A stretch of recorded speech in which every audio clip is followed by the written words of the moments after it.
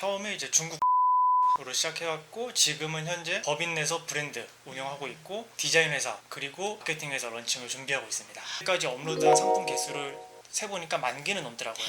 10,000개가 넘고 그 중에서 이제 팔렸던 가지수가 한 3,000개. 재고를 가지고 있으면서 60% 정도 마진을 볼 수 있는 방법이 말씀이신 거잖아요.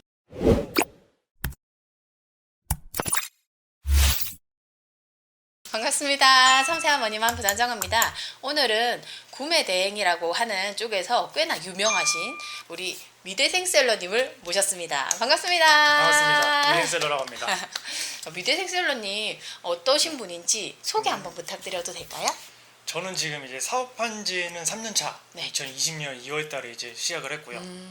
처음에 이제 중국 구매 대행으로 시작해왔고 지금은 현재 법인 내에서 브랜드 운영하고 있고 디자인 회사 그리고 곧 이제 마케팅 회사 런칭을 준비하고 있습니다.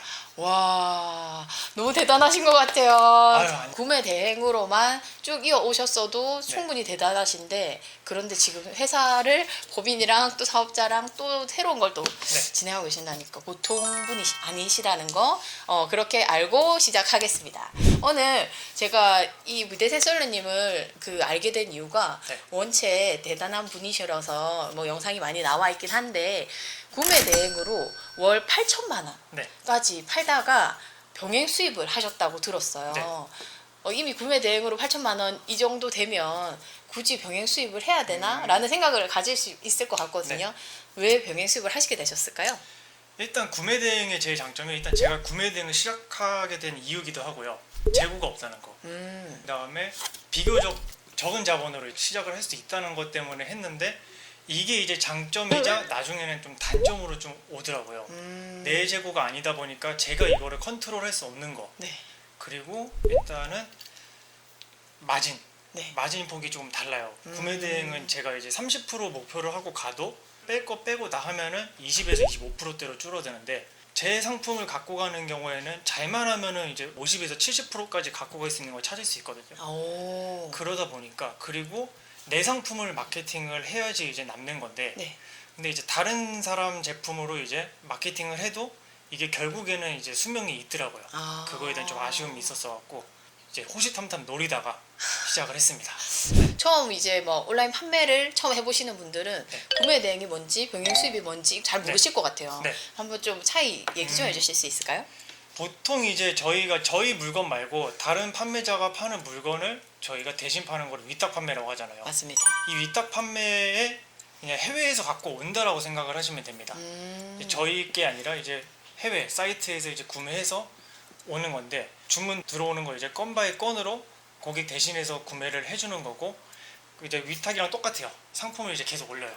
해외 상품을 쇼핑몰에다가 계속 올리면은 그거 주문 들어오면은 대신 주문해주고 그 중간에 이제 컨트롤 해주고 다만 차이점이 있는 거는 해외 배송이다 보니까 중간에 컨트롤할 게 저희가 많게 되잖아요. 중국에서 이제 배송이 출발하면은 그거 컨트롤 해야 되고 그다음에 배송 대행지라고 하죠. 배대지 줄여서 배대지로 도착하는 거를 또 검수를 해야 되고 여기서 이제 통관 과정 거쳐야 되고 통관된 게 국내까지 오고 나서 이제 고객한테 배송되기까지 이 모든 거를 이제 체크를 해야 되는데 사실 구매 대행이라는 게 있는 이유가 이게 어렵기 때문에 대신해 주는 거거든요. 그래서 이거를 대신하는 약간 서비스업이다 라고 생각을 하시면 될 것 같습니다. 그렇구나. 그런데 그거를 8천만 원씩이나 파셨다고.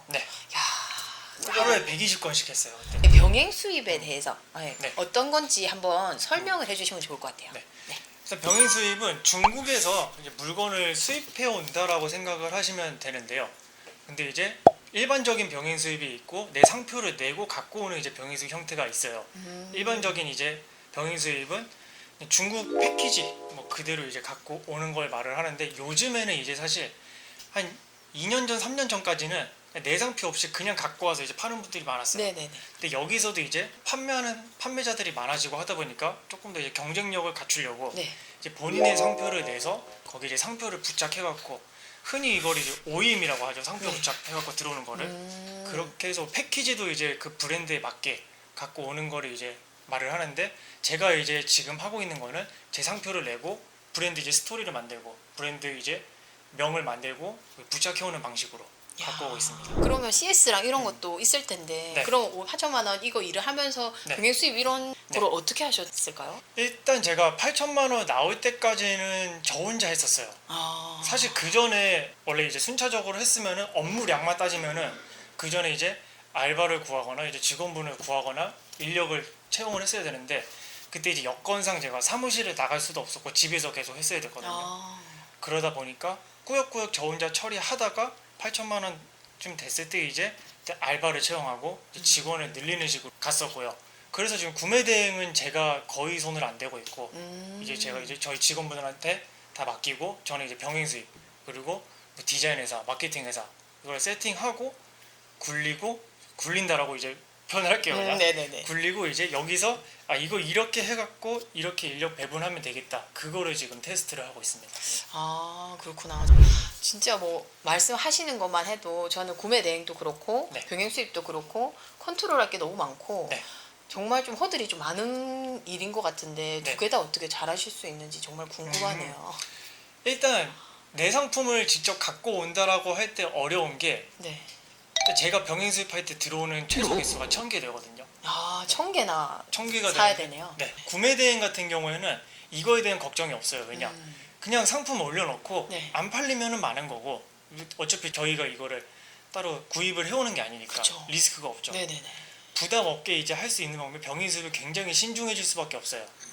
그리고 내가 상품 보는 눈이 별로 없다라고 했을 때 병행 수입을 한다라고 하면 더 리스크가 크겠죠. 그렇죠. 그래서 저는 구매 대행으로 득을 봤다라고 생각하는 게 제가 구매 대행을 1년 6개월 했을 때 병행 수입이 들어갔는데 그때까지 업로드한 상품 개수를 세보니까 10,000개는 넘더라고요. 10,000개요? 네. 와. 10,000개가 넘고 그 중에서 이제 팔렸던 가지수가 한 3,000개. 와. 그래서 상품을 올리면서도 그 상품 하나하나 보면서 이런 상품이 있구나 공부를 할 수 있고 그리고 이제 그 공부한 것들 중에서 팔린 게 있으면은 이게 또 하나의 데이터로 쌓이거든요. 이런 시기에 약간 이런 상품이 좀 많이 팔렸고 이때는 안 팔렸는데 지금은 이게 좀 팔리네. 그게 이제 보이다 보니까 아. 거기서 조금 이제 공부를 해서 병행 수입을 비교적 쉽게 넘어왔던 것 같아요. 아, 그러니까 처음에 아까 말씀하셨다시피 네. 재고를 가지고 있으면서 60% 정도 마진을 볼 수 있는 방법이 병행 수입이란 말씀이신 거잖아요. 네. 그런데 그거를 이제 막 온라인 판매를 시작을 하신 분들이 아무래도 매출을 많이 보고 싶고 네. 수익을 많이 보고 싶어서 병행 수입부터 하겠다라고 하면은 어떻게 이야기를 해주시고 싶으세요? 가끔 그렇게 해서 잘 되시는 분들이 계세요. 있긴 아. 있어요. 정말 이제 야, 저 사람은 타고났다 싶을 정도로 시작하자마자 잘하시는 분들이 계시는데 사실 그분들은 소수예요. 그렇죠. 그 처음에 갖고 왔는데 만약에 제가 이걸 쓸 수 있는 예산이 1,000만 원이 있다라고 생각을 하면은 그 1,000만 원을 한 상품에다가 올인했는데 안 될 수도 있거든요. 네. 그 1,000만 원 다 태운 게 안 되면은 그 뒤에 사업을 하기 싫어져요. 그렇죠. 이게 물린다라고 하잖아요. 네. 그래서 어느 정도 이제 1,000만 원이 있으면 그거를 분배해가지고 리스크도 나눠야 되는데 그거에 대한 감 없이 뭐 사전 공부 없이 그렇게 바로 하면은 조금 위험할 수 있다.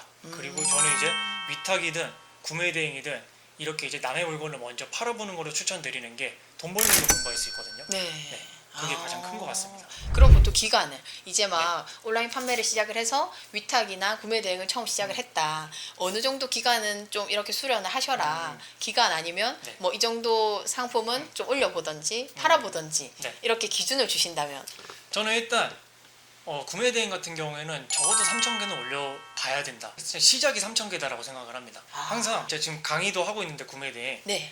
제일 많이 올리는 질문이 몇 개 올렸을 때 매출 얼마 나와요? 네. 아니면은 몇 개 올려야 될까요? 이 질문이 제일 많아요. 네. 그래서 저는 딱 기준을 정한 게 3,000개. 3,000개부터 이 통이 이제 시작되고 그때부터 매출이 많이 나오더라.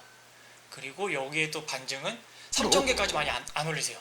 아. 1,000개도 안 올리고 매출 안 나온다 그렇게 말씀하시는 분들이 계시는데 그거는 사실 좀 욕심이고요. 적어도 3,000개. 매출이 나오기 시작하면은 또 역설적으로 돈이 벌리면서 통장에 돈이 없어요.